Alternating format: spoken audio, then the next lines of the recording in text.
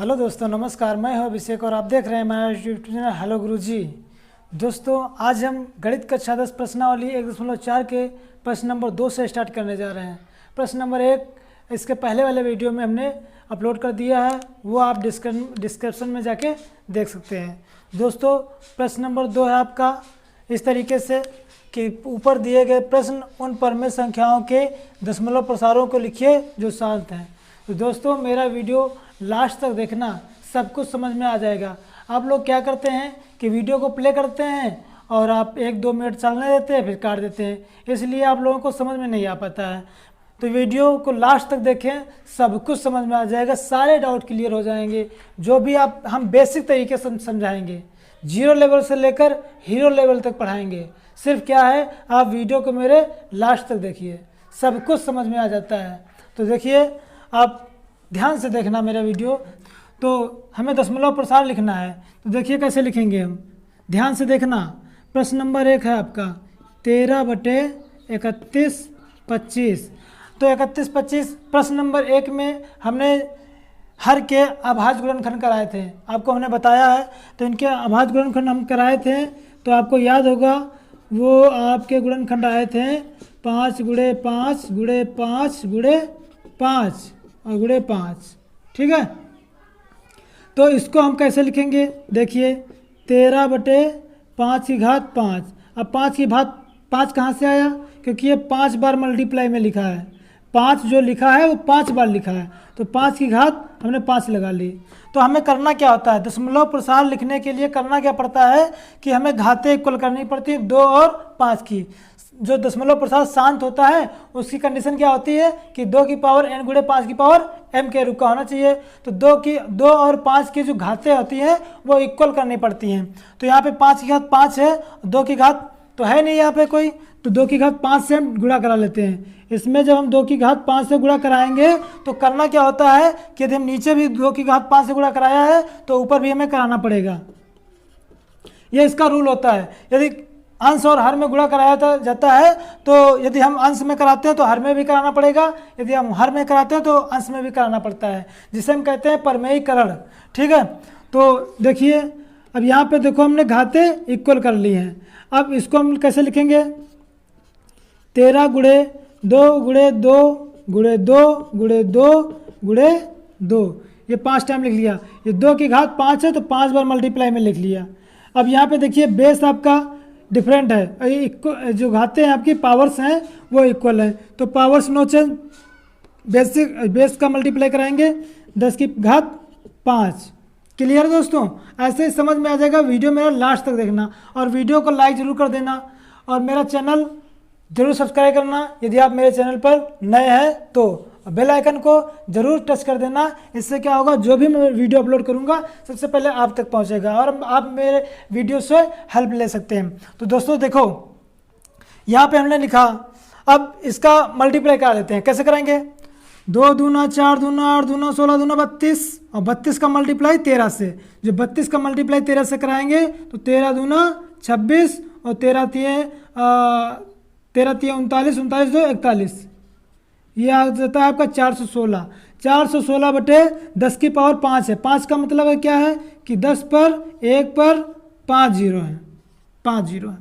तो जब हम 5 जीरो कैंसिल करेंगे तो 5 अंकों के बाद दशमलव लगाएंगे। यहाँ पर अंक है 3, 1 2 3 और ये हुआ 4 और ये हुआ 5, दशमलव बढ़ा लेते हैं। जितनी संख्या कम पड़ जाए उतने दशमलव बढ़ा लीजिए और ये लगा लिया हमने दशमलव। 5 अंकों के बाद दशमलव लगाना है। तो इस प्रकार से हमारा दशमलव प्रसार आता है 0.00416। इस प्रकार से आपका आंसर आ जाता है। तो दोस्तों देखो, हमने कितने बेसिक तरीके से समझाया है। यहाँ करना क्या होता है कि जो हर के गुणनखंड हैं आपके वो लिख लेते हैं हम। अब जितनी बार मल्टीप्लाई में लिखा है उनकी हम घात लगा देते हैं। 5 बार लिखा, 5 की घात लगा दी हमने। अब करना क्या होता है कि 5 और 2 की घातें हमें इक्वल करनी पड़ती, बस और कुछ नहीं करना है, घातें आप इक्वल करा लीजिए। तो यहाँ पे 5 की घात 5 थी, 2 की पावर कुछ नहीं थी, तो 2 की पावर 5 से हम गुणा करा लिया। इसमें जब 2 की पावर 5 से गुणा करा लिया यहाँ पर, तो ऊपर भी हमें कराना पड़ेगा, यह आपका रूल होता है। तो 13, अब 2 की पावर 5 का मतलब 2 5 बार मल्टीप्लाई में है, तो 5 बार हमने मल्टीप्लाई में लिख लिया। अब यहाँ पे घात क्या है, घात तो हमारी बराबर है 5 और 5 इधर बराबर है, तो घात तो हमारी वही रहेगी। और इसका जो बेस है, बेस डिफरेंट है, इसका मल्टीप्लाई कर लीजिए। 5 और 2 का मल्टीप्लाई 10 होता है। तो इसका तो हमने करा लिया मल्टीप्लाई, ये आ जाता है हमारा 416 और बटे है 10 की पावर 5। 10 की पावर 5 का मतलब 5 जीरो है, ये हमने 5 जीरो बना लिए। अब जीरो से जीरो सारे कैंसिल करेंगे, 5 अंकों के बाद ऊपर दशमलव लगा लेंगे। तो इस प्रकार से आपका आंसर आ जाता है। दूसरा पार्ट देखिए, क्लियर हो जाएगा, सारे डाउट क्लियर हो जाएंगे। मेरा वीडियो पर लास्ट तक बने रहिए, बस सब कुछ समझ में आ जाएगा। 17/8, 17/8 इसके मल्टीप्लाई जो फैक्टर है इसको कराए थे हमने 17/2 गुणे 2 गुणे 2। क्लियर है। अब इसको हम लिख सकते हैं भैया, क्या लिखेंगे क्या लिखेंगे क्या लिखेंगे, 2 की घात 3 लिखेंगे ना, 2 की घात 3 लिखेंगे। अब यहाँ पे हमें 5 की घात इक्वल करनी है, तो 2 की घात जब 3 है तो 5 की घात 3 से हम मल्टीप्लाई कराएंगे। ठीक है, तो 5 की घात से मल्टीप्लाई कराया नीचे, तो ऊपर भी कराना पड़ेगा 5 की घात 3 से। ये तो हमारा रूल है भैया, करना तो पड़ेगा ही। तो ये 17 गुणे ये 5 की पावर 3 है, तो इसको क्या लिखेंगे हम, 5 गुणे 5 गुणे 5 डिवाइडिंग, ये आ जाता है आपका। देखो यहाँ पे घाते इक्वल है, तो 5 दूना 10 की पावर 3। ठीक है, अब देखिए इसका ऊपर मल्टीप्लाई कर दीजिए। 5 25 5 125, 125 का मल्टीप्लाई 17 से कराइए। तो 125 का मल्टीप्लाई इधर हम बताते हैं, देखो ये बता रहे हैं 125 का 17 से मल्टीप्लाई कराएं, 17 × 85 होता है, 17 दूना 34, 34 8 आपका होता है 42, कैरी आया 4, 17 कम 17, 17 4 21, 2125 आता है। ये आता है 2125 डिवाइडिंग ये 10 की पावर 3 का मतलब 3 जीरो हैं आपके, 3 जीरो कैंसिल करिए, 3 अंकों के बाद दशमलव लगा लीजिए, ये आ गया खड़ाक से आपका आंसर 2.125, ये आपका आंसर हो जाता है। इसी तरीके से लगाएंगे सवाल। क्या है, मेरे वीडियो पर बने रहिए, बस सब कुछ क्लियर हो जाएगा, सब कुछ। इतना हम बेसिक तरीके से समझाएंगे, चाहे जितने आप कमज़ोर हों, चाहे जितने कमज़ोर हों, आपको हम समझा कर ही रहेंगे। कुछ भी करे, कोई भी बहाना करे, आप छोड़ेंगे नहीं, बस मेरा वीडियो ना छोड़े। तो इसके अगला वाला क्वेश्चन देखिए, तीसरा पार्ट है दोस्तों। आ जाइए तीसरे पार्ट पे आ जाइए। ये 15/1600 है, ये 1600 है भैया, ये 1600 है। तो 1600 के हमने फैक्टर कराए थे, तो 1600 के फैक्टर कुछ इस प्रकार थे, ज़रा गौर फरमाइएगा। हाँ, तो ये जो 1600 के फैक्टर थे वो कुछ इस कदर से थे कि 2 गुणे 2 गुणे 2 गुणे 2 गुणे 2 गुणे 2, 6 टाइम हो गया। अब देखते हैं 5 गुणे 5। तो भैया यदि आपको मुझ पे यकीन ना हो तो करा लेना, ये 1600 से के फैक्टर कराएंगे आपके यही आएंगे। हाँ, तो देखते हैं आगे हम। ये 15/2 की पावर 6, क्यों? क्योंकि ये 6 टाइम मल्टीप्लाई में लिखा है। तो 2 की पावर 6 इंटू ये 5 की पावर 2, ये 5 मल्टीप्लाई 2 टाइम लिखा है ना, तो यहाँ पे 5 की जो पावर आएगी वो 2 आएगी। अब देखते हैं, देखिए देखिए देखिए देखिए, भागिएगा नहीं। यहाँ पे 2 की पावर 6 है, यहाँ पे 5 की पावर 2 है, तो हमें घात करनी है इक्वल। जब घात करनी है इक्वल तो क्या कराएंगे हम, 5 की घात 4 से यहाँ पे मल्टीप्लाई करा देंगे। जब मल्टीप्लाई कराएंगे तो 4 और 2 जुड़ के 6 हो जाएगा, घातें गुणा करने में जुड़ जाती हैं। तो जब हमने नीचे कराया है 5 की घात 4 से गुणा, तो ऊपर भी हमें कराना पड़ेगा। क्या करें भैया, मजबूरी है, करना तो पड़ेगा ही। तो देखो ये 15 गुणे 5 की पावर 4 है, ये 5 गुणे 5 गुणे 5 गुणे 5 और डिवाइड बाई ये 2 की पावर 6। अब देखो भैया ज़रा, ये बेस आपका है इक्वल, तो बेस नो चेंज। ये घाते हैं आपकी डिफरेंट, तो घाते गुणा होने पर जाती हैं जुड़। 4 और 2 6। तो देखो ज़रा, देखो ये घाते इक्वल हो गई हैं। तो आगे चलिए, इनका मल्टीप्लाई कराइए। 5 25 5 125, 125 5 625, 625 का मल्टीप्लाई 15 से। तो जब 625 का मल्टीप्लाई 15 से कराते हो, तो यदि आपको नहीं पता है तो फैक्टर गुणा करा लीजिए। 625 का मल्टीप्लाई कराइए 15 से, 15 पन्ना 75, कैरी आया 7, 15 दूना 30 7, 37 कैरी आया 3 और 15 छक्का 90 3 93। तो ये आ जाता है 9375 डिवाइड बाई ये आता है आपका 10 की पावर 6। तो दोस्तों इसके आगे हम क्या लिखेंगे, आप लोगों को बहुत अच्छी तरीके से पता है, आप ही बताइए क्या लिखेंगे हम। ये 9375 बटे 10 की पावर 6 है, इसका मतलब क्या है, ये 6 जीरो, ये 6 जीरो, ये 6 जीरो। अब जब 6 जीरो हम कैंसिल करेंगे तो करना क्या है, ऊपर हम देखते हैं 6 अंकों के बाद दशमलव लगाएंगे। यहाँ पर है 4 अंक, तो 2 अंक हम अपनी मर्जी से बढ़ा लिए और दशमलव लगा लिए, तो उत्तर आ गया भैया 0.009375 खटाक। कोई डाउट? इस प्रकार से आपका आंसर है। समझ में आएगा, बिल्कुल समझ में आएगा, घबराइए मत, मेरे साथ हो, घबराइए मत, मैं हूं ना। तो देखिए अगला देखिए बच्चा, ये 23 बटे 2 की घात 5, ये 5 की घात 2, घबराइएगा नहीं, डर के आगे जीत है। ये 23 डिवाइड बाई यहाँ पर देखते हैं हम 2 की पावर है 5 और 5 की पावर है 2, तो घात करनी है हमें इक्वल। जब घात करनी है इक्वल तो लिखेंगे हम 2 की पावर 5 और 5 की पावर 2 और मल्टीप्लाई कराएंगे 5 की पावर 3 से। क्यों? क्योंकि यहाँ तो है 2 ही, कम है 5 घात 3 कम है ना, जितनी कम है उसी से गुणा कराएंगे। तो जब हम कराया 5 घात 3 से नीचे गुणा, तो हमें ऊपर भी कराना पड़ेगा। हाँ, तो देखिए ये 23 गुणे 5 की पावर 3 है, तो लिख सकते हैं 5 गुणे 5 गुणे 5, 5 गुणे 5 गुणे 5। अब देखिए ये 2 की घात है 5 और ये 5 ये आपका बेस है इक्वल, घाते जाएंगी जुड़, तो देखिए कैसे लिखेंगे 5 की घात 5, ठीक है। तो देखिए अब आगे मल्टीप्लाई कर लीजिए, 5 25 5 125, 125 का 23 से गुणा कराइए, 125 का 23 से गुणा कराइए, तो आपका आता है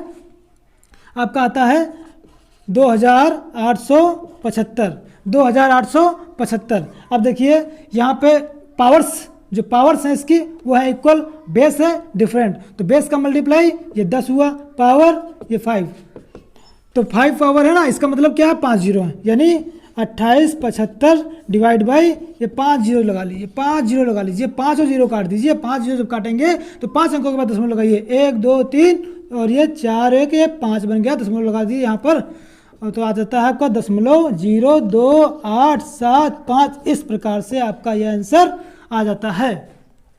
तो क्लियर होगा दोस्तों, क्लियर हो जाएगा, बस बने रहिए मेरे साथ, बने रहिए, सब कुछ सारी प्रॉब्लम दूर कर देंगे। आइए दोस्तों अगला क्वेश्चन करते हैं हम। अगला क्वेश्चन है आपका 6/15। तो इसको सबसे पहले क्या करेंगे, हम परिमेय संख्या बना लेंगे, इसको डिवाइड कर दीजिए 3 से, 3 दूना 6, 3 5 15, ये 2 बटे आ जाता है 5, तो 2/5 यहाँ 5 की घात 1 है ना, जब 5 की घात 1 है तो 2 की घात हमें 1 करनी पड़ेगी, तो 2 की घात 1 से हमने गुणा कराया नीचे, तो करना क्या होगा भैया, क्या करना होगा, ऊपर भी गुणा कराना पड़ेगा। ऊपर जब गुणा कराएंगे तो अब यहाँ पे 2 की पावर 1 है, इसका मतलब कि 2 मल्टीप्लाई में 1 है ना, तो 1 जब एक बार है तो 2 दूना 4 आ जाता है, ये 4 आ गया, इसका मल्टीप्लाई 5 दूना 10 हुआ, 1 जीरो काटे, दशमलव लगाए के बाद दशमलव ये 4 खटाक, आंसर आ गया आपका।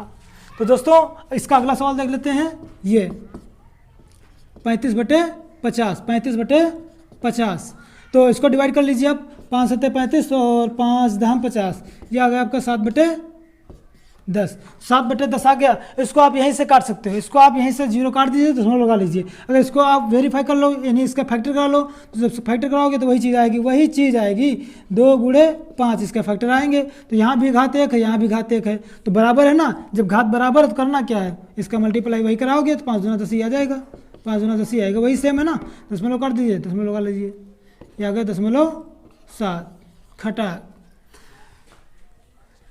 तो भाई लोगों प्रश्न नंबर 2 यहीं पर एंड होता है, और सारे हमने प्रश्न बहुत ही यूनिक तरीके से समझा दिए हैं।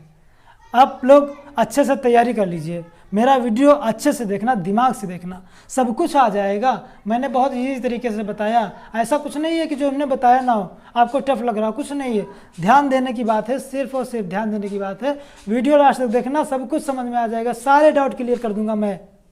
तो देखिए प्रश्न नंबर इसका अगला है, प्रश्न नंबर 3। तो आइए दोस्तों, प्रश्न नंबर 3 है।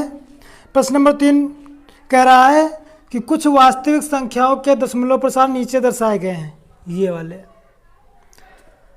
प्रत्येक स्थिति के लिए निर्धारित कीजिए कि यह संख्या परिमेय संख्या है या नहीं। आप लोगों को बताना है कि यह संख्या परिमेय संख्या है या नहीं। यदि यह परिमेय संख्या है और p बाई क्यू के रूप के है तो क्यू के अभाज्य गुणनखंडों के बारे में आप क्या कह सकते हैं। तो देखिए, पहला प्रश्न है आपका, संख्या दी गई है, दी गई संख्या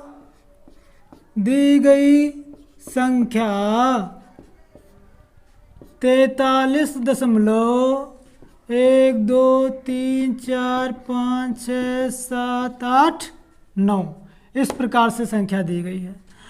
तो भैया आप लोग देख रहे होंगे कि जो इसका दशमलव प्रसार है वो एक निश्चित अंक के बाद पूरी तरीके से समाप्त हो जाता है।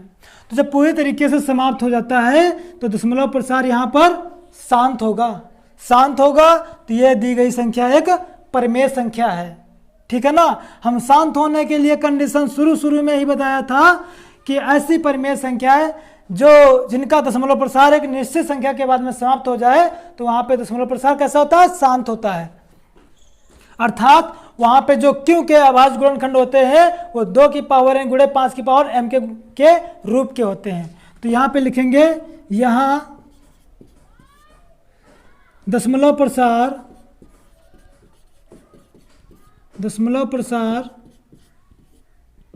एक निश्चित संख्या के बाद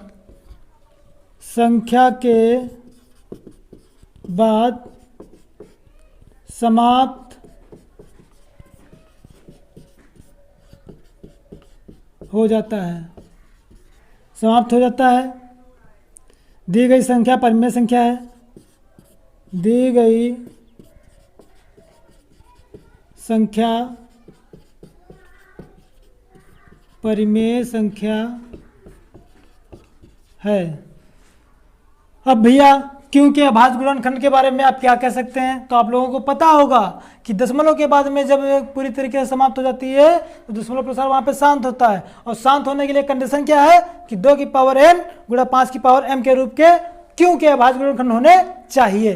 तो यही बात लिखेंगे हम, क्यू के अभाज्य गुणनखंड 2 की घात n गुणा 5 की घात m के रूप के होंगे। क्यों नहीं होंगे भाई, क्यों नहीं होंगे? होंगे जरूर होंगे। हाँ, तो देखिए ये इस प्रकार से आपका सवाल हो जाता है। यहाँ दशमलव प्रसार एक निश्चित अंक के बाद में समाप्त हो जाता है, तो ये दी गई संख्या एक परिमेय संख्या कहलाएगी। और देखते हैं क्यू के अभाज्य गुणनखंडों के बारे में क्या कहेंगे। तो क्यू के अभाज्य गुणनखंड 2 की पावर n गुणे 5 की पावर m के रूप के हैं, क्योंकि दशमलव प्रसार एक निश्चित संख्या के बाद में समाप्त हो जाता है तो यहाँ पे दशमलव प्रसार शांत होगा। तो दशमलव प्रसार शांत होने के लिए कंडीशन मैंने बताई थी, क्यू के अभाज्य गुणनखंड 2 की पावर n गुणे 5 की पावर m के रूप के होंगे। तो इस प्रकार से पहला प्रश्न हो जाता है। तो चलिए प्रश्न नंबर 2 की तरफ बढ़ते हैं। आइए ले चलते हैं तुमको हम प्रश्न नंबर 2 की तरफ। तो देखिए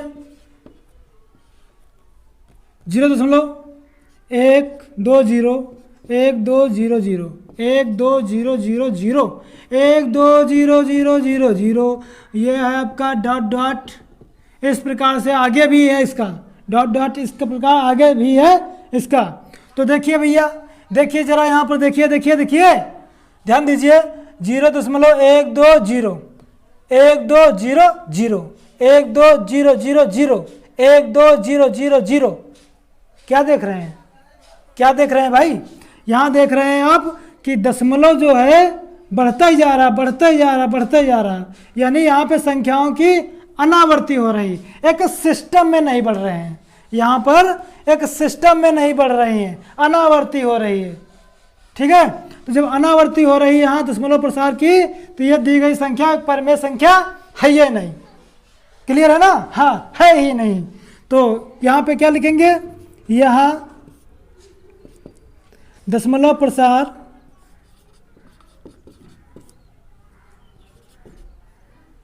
अनावर्ती, दशमलव प्रसार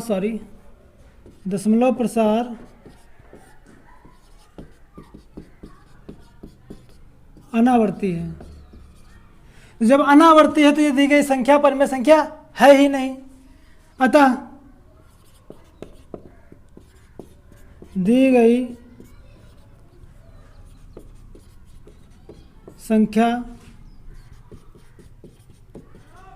परिमेय संख्या नहीं है। बस खत्म। अब जब ये परिमेय संख्या है ही नहीं तो इसके हम क्योंकि अभाज्य गुणनखंड के बारे में हम क्या बोल सकते हैं भाई। इसके आगे जब ये संख्या ही नहीं है परिमेय संख्या तो यहीं पे सवाल का द एंड होता है। तो ये आपका प्रश्न नंबर 2 हो जाता है इस प्रकार से, बस कुछ नहीं है इसमें। अब अगला प्रश्न नंबर देखते हैं, प्रश्न नंबर 3। आइए दोस्तों प्रश्न नंबर 3 की तरफ बढ़ते हैं। ये 43.1 2 3 4 5 6 7 8 9। तो अब इस पर लगा है ये बार, इस लाइन को बोलते हैं हम बार। इसका मतलब तो समझ लीजिए पहले आप क्या है, फिर उसके बाद हम बढ़ते हैं सवाल की तरफ। तो देखिए ये जिस बार ये लाइन खिंची हुई है, जितने अंकों पर ये बार लगा हुआ है, इसका मतलब है कि ये संख्याएं, इन संख्याओं की बार बार आवर्ती हो रही है, बार बार रिपीट हो रही है ये संख्याएं। तो इस जो खड़ी लाइन, ये पड़ी लाइन जो पड़ी है, इसका मतलब यही है कि ये जो संख्याएं हैं ये बार बार इन संख्याओं की आवर्ती हो रही है, तो ये बार बार रिपीट होंगी। ये संख्याएं 1 से लेकर 9 तक, फिर 1 से लेकर 9 तक, फिर 1 से लेकर 9 तक, यही संख्याएं बार बार रिपीट होंगी। तो हमने बताया था दशमलव प्रसार, जब इसके पहले वाले क्वेश्चन बताया था प्रश्न नंबर 1 में, तो देखेंगे हम यहाँ दशमलव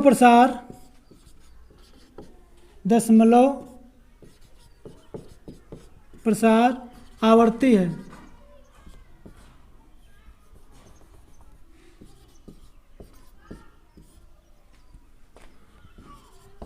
आवर्ती है क्योंकि ये जो संख्याएं इतनी है 1 से लेकर 9 तक बार बार इनकी आवर्ती हो रही है, आवर्ती है। दी गई संख्या परिमेय संख्या है, परिमेय संख्या है। अब क्योंकि अभाज्य गुणनखंड के बारे में हम क्या कहेंगे, तो ये दशमलव प्रसार इसका खत्म तो हो नहीं रहा, जो खत्म नहीं हो रहा, समाप्त नहीं हो रहा, तो दशमलव प्रसार आसान होगा। तो क्योंकि अभाज्य गुणनखंड 2 की घात n गुणे 5 की घात m के रूप के नहीं होंगे, खत्म। तो ये भैया सवाल इस प्रकार से खत्म हो जाता है, और इस सवाल के साथ साथ ये प्रश्नावली भी यहीं पर समाप्त होती है। तो आई होप मेरे द्वारा समझाया गया एक तरीका आप लोगों को बहुत अच्छा लगा होगा। तो यदि मेरा वीडियो आप लोगों को बहुत बहुत बहुत पसंद आया है तो आप लोग मेरे वीडियो को लाइक कर दीजिए, और मेरे चैनल पर यदि आप नए हैं तो मेरे चैनल को सब्सक्राइब कर दीजिए लाल वाली बटन दबाकर, और बेल आइकन को ज़रूर टच करना। इससे क्या होगा कि जो भी मैं वीडियो अपलोड करूंगा वो सबसे पहले आप तक पहुंचेगा। तो दोस्तों इसी वीडियो के साथ हम अपना लेक्चर समाप्त करते हैं।